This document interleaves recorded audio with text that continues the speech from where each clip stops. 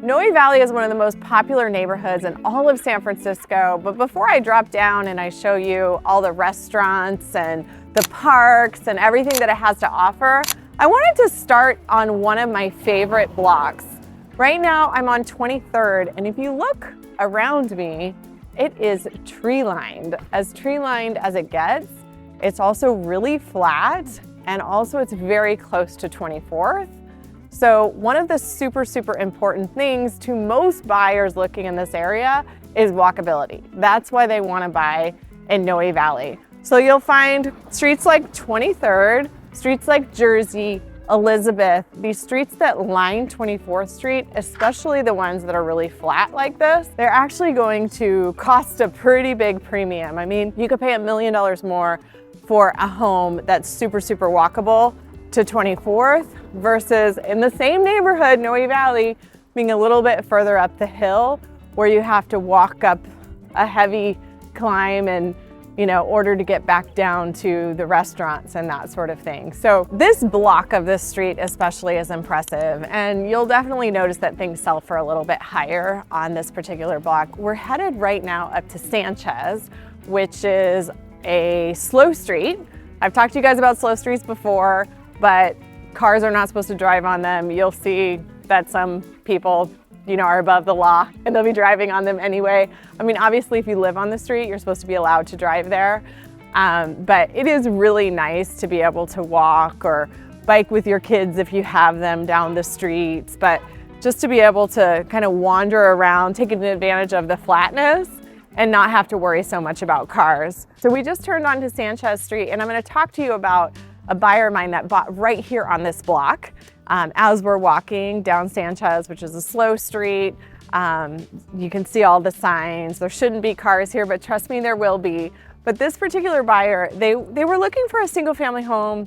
They really wanted to be close to 24th, and they ended up, their budget was up to $4 million, and they ended up buying a condo in order to get something within their budget that was large enough and done enough and still walkable to 24th Street. So that's a choice that they made. I'd be curious if you'd make that choice, because I'm going to show you another home in a little bit that's $1 million less, but you're not going to get this walkability. But let me show you this home. This home, it was just under 3,000 square feet. It's the top floor condo. It closed, it was a while back, I think like a year ago, for $3.5 million. And yeah, that's a really high price. You're probably thinking like, oh my gosh, I could have a house. Like I said, you can definitely have a house in this neighborhood for even less than that, but just not with this proximity to 24th Street for that budget. What you're getting is a condo in a 2-unit building. There's a really good outdoor space here. When you see really big outdoor space like this on a condo, it's gonna really push up the price. Like it could push up the price by $200,000 or $300,000, depending on the space. Like this being a deck, I wouldn't say it's that far. It's probably worth $100,000. If it were a huge yard, it could be worth $200,000 to $300,000 at this price point. There's actually a lot of large condos like this, particularly in Noe Valley, like condos that are over 2,500 square feet. They feel more like houses. There's probably, I would say like 6 to 8 of them that sell a year, which is like a good number. And there always is a really good market for it. But I'm curious, like, would you give up living in a single family home to live this close to 24th? Now let's go check out 24th. So I cheated. I'm not coming right off Sanchez Street. I walked down a little further so I could walk in one direction. So Church is right behind me. There's a train on Church.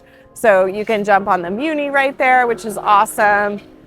Church is also another really good street. I think a lot of times people would think like, if there's a Muni that people don't want to be on that street, but it's really flat and walkable and close to this. So people actually don't really seem to mind the Muni. Oddly, it doesn't seem to impact prices that much being on Church, but I do have some buyers who won't do it. So I just passed a bar. There's also a math tutoring place over there. There's a kids jiu-jitsu place over there.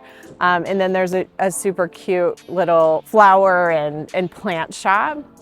And we're gonna walk by Martha's Coffee, which actually this is the original. They moved, but the original one was started right here in Noe Valley. And I think by some sisters who started a coffee shop, which I love because I have sisters. This is Saru, which is a really great sushi restaurant. Super, super small. I think they only have like 6 or 8 tables. And then across from me, Billingsgate, which is a great place to pick up fresh fish if you want to make sushi at home. I do that a lot. So this, you guys, is Noe Valley Town Square. And it's really cute. I feels like it's getting more and more like people just coming and sunning and eating lunch out here. There's a little playground back here in the back. Let's go check it out. So tiny, but sweet, right? You got a little slide, little place for the kiddos to run around. Sometimes they have music out here. They'll bring in like different local, they have like this Noe nights. I forget what the name is, but all the food purveyors come and they have little samples and they'll bring in like a beer truck. And I mean, it's really got a really nice sense of community where when I've come down, I think it's called Noe Valley Night Market. That's what it's called. I always see clients or friends. Like, I think that's the nice thing about really a lot of neighborhoods in San Francisco, because they're very, like, a lot of times people don't leave their neighborhood, especially if they have everything that they need in it. So you end up kind of seeing the same people over and over again. And that gives you like this real sense of community. And I feel like Noe Valley has that more than a lot of places. It's kind of nice to feel like you live in a small town, right? Right inside of, I mean, I don't think San Francisco is a huge city, but it's nice to feel like you have your community right all around you and they're supporting each other and that sort of thing. So now we are crossing Sanchez, the slow street without cars, right? As Landry almost got ran over. And coming up in front of us, we have Pressed Juice. So this is a great place where you can get a nice juice. And then we just passed my favorite. I have become obsessed with this broth company. I go there way too much. It's like $14 for this, broth, like bone broth. They have it on tap. It's so, so, so good. So there's a ton of little like restaurants, shops, yoga places, Pilates places. There's a bar place. You've got tons of banks. There's a Walgreens. So I'm gonna walk down and you kind of see some of this stuff behind me as I walk. And I'll talk about a few of the places, but mostly I'm just gonna kind of fill you in. As we start to walk, you're gonna start to see some of the topography change. And that's very much on most people's minds that are buying in this neighborhood. Whole Foods, I'm crossing, which I think is a really important one to point out. It's probably the smallest Whole Foods in the city. And I will tell you, I just walked by my office as well. And before my office was there, I would never, ever, ever step foot in that Whole Foods because the parking lot is tiny.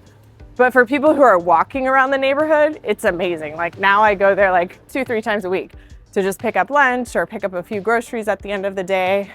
It's awesome. So right now we're still flat. So on either side of me, we came down from 23rd.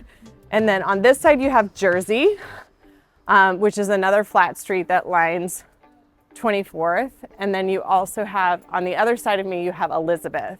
So those are your 2 streets that are straddling 24th Street.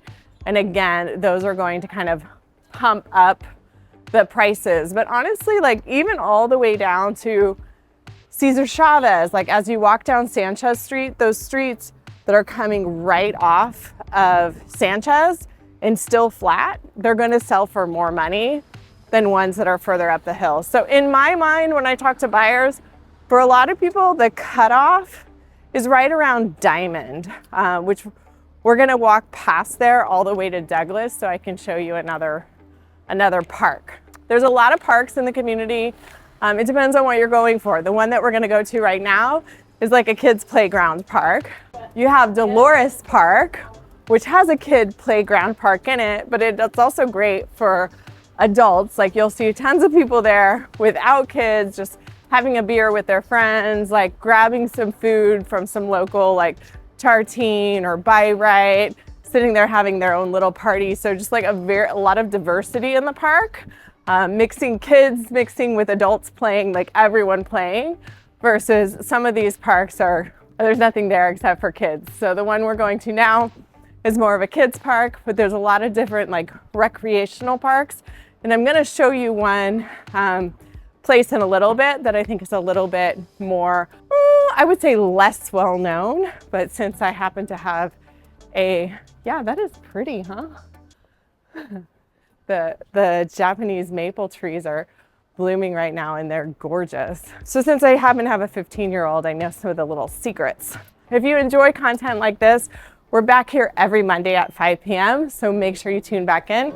This place, it just opened, El Dia, I think it's called. And it is a little sandwich, salad, juice place. This is Kristen. She's an amazing interior designer. She's a friend of mine. If you ever need a good interior designer, that's her. And then Noe Valley Bakery, you guys. Oh my God, so good. My kids are like in love with it. And it was fun to see they have a few different locations now. There's a location in West Portal. So it's fun to see them kind of expanding, but they have the best desserts and really good breads as well. One thing that's interesting to note, so my son actually takes the train from the end of, it's actually more like Eureka Valley. He takes it up to school on the north side of town. One thing that I keep hearing is that the buses are full. So he was saying like, you know, a lot of times it's like standing room only. And this is like, I've been hearing this across a lot of neighborhoods. Like it really seems like, you know, if San Francisco is back, it really seems like a lot of people are back to work. They're back to being on transit. They're back to going into the office. Like I keep hearing that over and over again. There was a time my husband takes the BART to work and he'd be like, I'm the only one on it. So there was definitely a time that was very, very quiet, but that really seems to be changing. So just, you know, off Noe, but as a San Francisco note, as a whole, it really feels like, I think there's a lot of new optimism around Daniel Lurie being mayor, all of this stuff that he's doing. So that's pretty exciting time. You can hear I'm getting winded. This is actually not a big hill. I'm probably walking too fast. We're passing over Diamond Street right now. So the hill starts to, this is where my line is for cutoff for walkability to like the action. But some people move it up to Douglas or Homestead. I think it just depends on how much you're willing to walk, right? In terms of getting to shops, restaurants, that sort of thing. So this neighborhood is also really close to a neighborhood called Eureka Valley. And the hills in Eureka Valley are much more steep. And I think a lot of times people lump Noe and Eureka actually all into one neighborhood, but really it's two different neighborhoods. We had a listing recently at 919 Church, which a lot of people consider Noe, but it's Eureka Valley. And as you start going up on like 21st and Church or Liberty or Hill, oh my gosh, you guys, those hills, they're legit.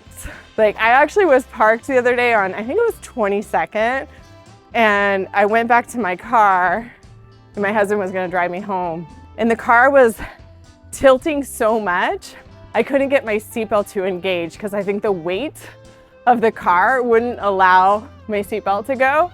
So it's just like, you're literally parked like this. We're about a half a block right now away from the park, which is the playground actually.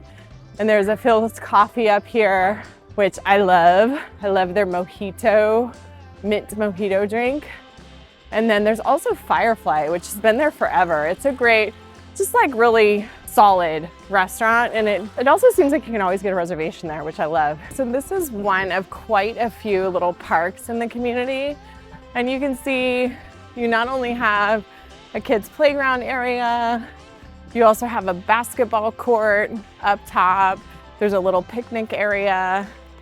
And there's a lot of little parks like this spread out throughout the neighborhood. I want to walk you actually over to show you the house that I mentioned where if you're up the hill a bit, you can pay $1 million less. So I want to show you the actual walkability to get there. I think walkability is just different for different people. Like for me, I like to walk for exercise, but I don't need to walk to dinner. Like, that's just how I feel. But most of my clients who buy in this area, that is not how they feel. So if you're willing to pay an extra 20 or 30% to be able to walk to dinner, then, you know, you're gonna wanna be on Sanchez or on 23rd. If you wanna save $1 million, then I'll show you kind of a place where you can do that. I would say weather-wise, this is a typical day. I'm actually, with my scarf, I'm getting a little bit warm walking, probably 60 degrees right now, 65 I would guess. So it's a little chilly, you need a jacket, but it's pretty sunny. And that's another one of the big draws to Noe is like walkability and sun, public transit. Those are like the big things. The other thing that draws a lot of people here is actually the proximity to Silicon Valley.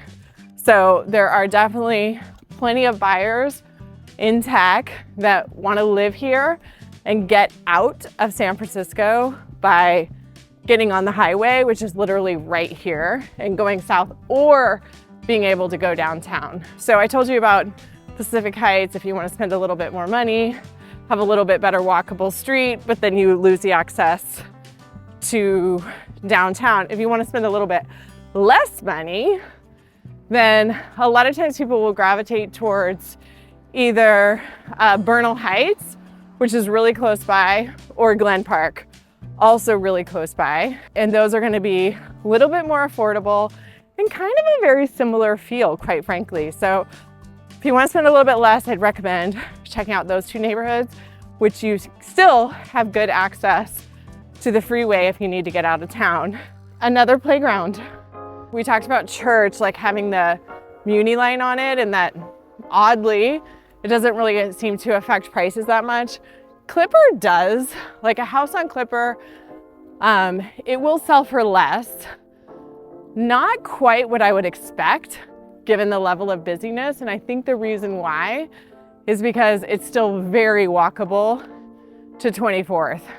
So people will be like, I think that's the same with church, with the bus line. They're like, it's fine because I can still walk to 24th. And that's what a lot of buyers who are looking here for are optimizing for. Now with my breath, my brain is going as well. I'm just kidding. I actually love to walk. Just walking and talking to you guys at the same time. Oh, it's getting bigger. We still have 4 more blocks, you guys. You guys have it easy. I know you're on the couch right now. laughing at us. If I could show you a picture of Landry, he has like a backpack with equipment. Like, he loves you guys. So really, you don't get much of a deal for busy streets in Noe, which I think is fascinating. Because like not that these are as busy as Fell or Bush or something, but in a lot of neighborhoods, you really do get a discount for busy streets. You get a discount for hills. The bigger the hill, the bigger the price cut. So who needs a car, right? This is a dog park right behind me. So we sold this house, 725. I was on the listing side. That was a few years back. I want to say it sold for like 4.5. It's probably 5.5 now. It was beautiful. It looks like I could use some paint. But super beautiful, really great views. And one of the things that a lot of the buyers talked about was this hill. It was definitely something that we kept in mind when we were selling it. I mean, my sellers bought it with me as well. And it was certainly on their minds when they bought it. But basically they just decided, like, for the price, it was worthwhile and what they wanted. Obviously, if this is too complicated to figure out for my video, that's why we're here.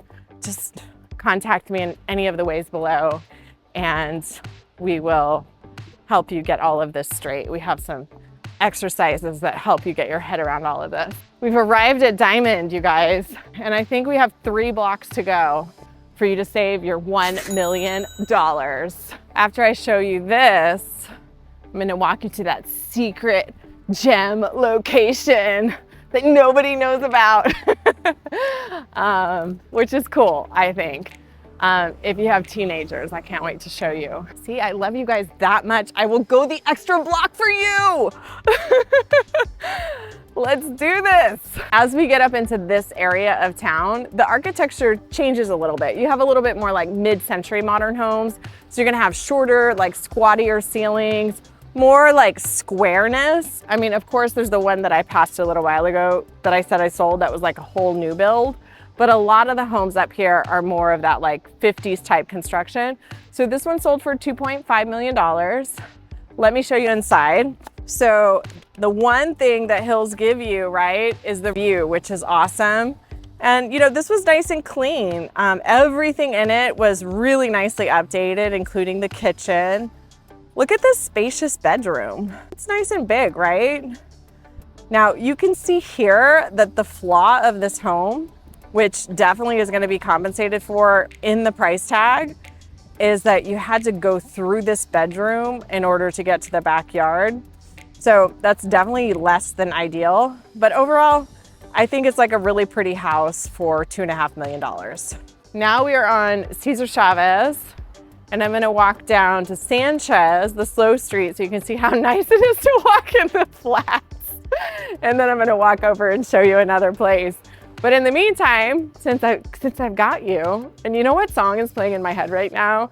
Is that like, and I would walk 5,000 miles. You know that one? I love that song. That's right, for you. So one of the things that I wanted, because I was thinking as we turned onto Cesar Chavez, I was thinking about this house that I just sold off market. I was gonna show it to you, but actually I don't think I will because I wanna protect the privacy of my buyers. But it just made me remember like talking a little bit about off markets, because one of the things that I see right now shifting a lot is a lot more off market sales. And so it is something where it depends on the price point. So this particular house closed for $7.2 million. So it's a pretty high price point for Noe Valley. If you're looking over $4 million and you're not seeing off markets, there's a problem, because a lot of homes in that price point are shown off market. This particular one, nobody else ever saw it except for my buyers. So why is all that happening with the off markets? I think, you know, there's just different trends and things that happen. I think first of all, like Compass is actually really feeling like they have a new marketing strategy where they feel that properties actually get more exposure by having like kind of a 3-part marketing. It honestly just depends on the seller and what they want, but there's certain instances where it really is what the seller wants, because they want either a more private sale or they don't want to move out. Like some of the off markets that I showed this particular buyer, one of them, this woman contacted me because I did a letter writing campaign for them. And we had to schedule the showing for her house when her husband wasn't home, because she didn't want to tell him that she was thinking of selling their house. Anyway, I don't think that person was a real seller, but there's different reasons, like privacy reasons, or they don't want to stage it, or they're not really sure they can get their price, or like some sellers who I talked to this morning in a much lower price point, around 1.6, 1.7, they don't want to move till summer, but they actually have some uncertainty around whether or not the market feels really hot right now, but this whole tariff thing just happened. I don't know if you guys have turned on the news in the last 2 days, but it's a little scary. So will the market shift, you know? So if I were a seller thinking about selling right now, I would be like, get that on as quick as you can, because we are seeing a very heated spring. And I don't know, honestly, you guys, if that's gonna change or not. It's very, very important to understand what's happening in the market on a week-by-week basis. And also to have a team that is going to do the work for you to try to find you off markets. And I wanna be super honest about off markets. There's not as many of them in the lower price points. So, you know, sometimes I have somebody who reaches out to me and they want to buy a really hot product, And most of the really hot products where there's a lot of houses that sell, the sellers feel like the benefit is to come on. You guys still with me? Hang in there with me because we're getting to the secret spot. Okay, so while we're walking, I'm gonna talk to you about a few things. We're gonna talk about what things cost, right? I showed you a little bit of the variety of costs, but like, what does it cost in general? What's a good budget to live here? So I would say a good budget for a single family home in Noe for something small is around 2.7. That's small and not perfect, to be clear. Can you get something for 2.5? Yes, but it's got some hair on it. Like it's hairy, like pretty hairy. So that's a tough budget, but 2.7 starts to open up things a little bit more. So better budget would be like 3 to 4 for a single family home. And then, like I said, you can get a really, really, really nice one for 6 or 7 or 8. That's gonna be like done to the nines, you know, really like recently done and really big, as in like, well, really big for us is like 3,500 to 4,000 square feet. That's a big house for San Francisco. We have small lots. And then for a condo, you can get something for like 1.5 all the way up to, I mean, like that one I showed you was 3.5, right? But I'd say 1.5 to 3 is a really good condo budget. And that's gonna be like, you know, the 1.5 might be more of a 2-bedroom, and as you start to get up, you get 3, and you might get some outdoor space, sometimes even private outdoor space. And a lot of the condos around here, guys, are those like 2-door condos, like I showed you. Like, I think I'm getting ready to pass one right here, right? Like this one, right? So you have 2 doors. That's going to be a 2-unit building right there.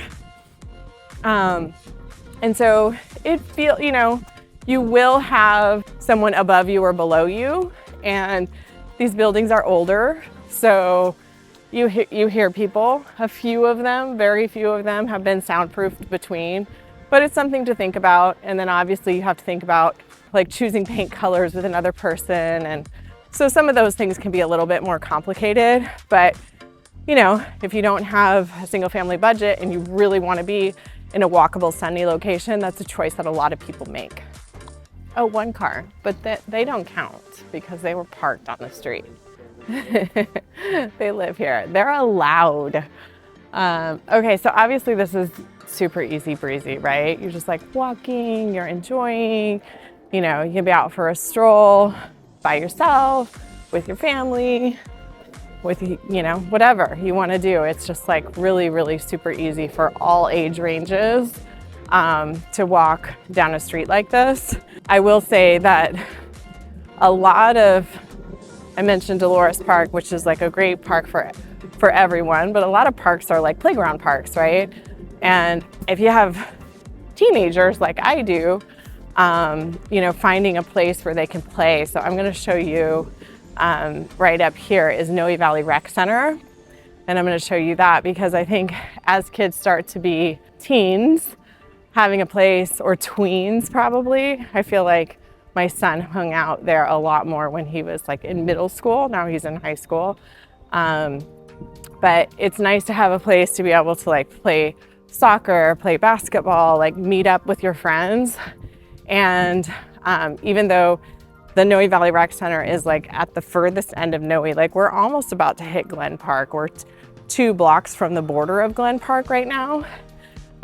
So we're at the furthest end, but even as we're walking on these streets, like since you're flat right here, even like 29th Valley, like the first few blocks right off the street are gonna be really, really super desirable for that walkability buyer. So this street right here is Day, and we're gonna turn on to Day.